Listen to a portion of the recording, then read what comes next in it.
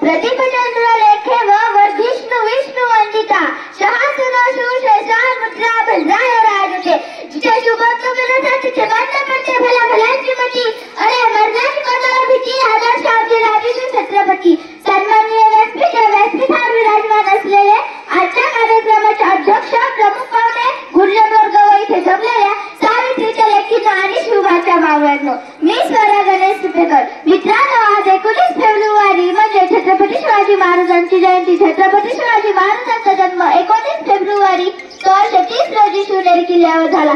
हर हर महादेव आवाज सुटला, मुघलांच्या कपडती घाम फुटला, मावळ्याचे थरथरल्या दगडे तलवारी मुघलपळती माघारी. शिवबा, अजून तुम्ही 10 वर्ष जगला असतात ना, मुघलांनी देखील कपाळावरती भगवाच लावला असता. रुद्राचा अवतार तो वाघाचा ठसा होता, रुद्राचा अवतार तो वाघाचा ठसा होता. विचाराच्या सह्याद्रीला आणि विचाराच्या चक्री लहरींना माझा शिवबा कसा होता, माझा शिवबा कसा होता. मित्रांनो, शिवाजी महाराज खूप शूर होते.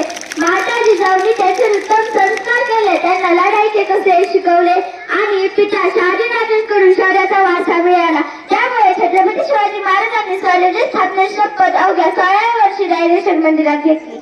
त्यावेळी आदिलशाही, मुघल, पोर्तुगीज आणि जिंजीच्या सिद्धी अशा 4 सत्ता त्यावेळी आपल्या महाराष्ट्रात सत्ता गाजवत होत्या. त्यांच्या विरोधात जाण्याची कोणाची हिंमत नव्हती, पण शिवरायांनी विचार होता. अरे कोण म्हणते मुघलांनी 72 वर्ष राज्य केले, अरे कोण म्हणते इंग्रजांनी 150 वर्ष राज्य केले. अरे त्यांना जाऊन सांगा की माझे राज्य फक्त 50 वर्ष जगले होते आणि आजही त्यांचंच राज्य आहे.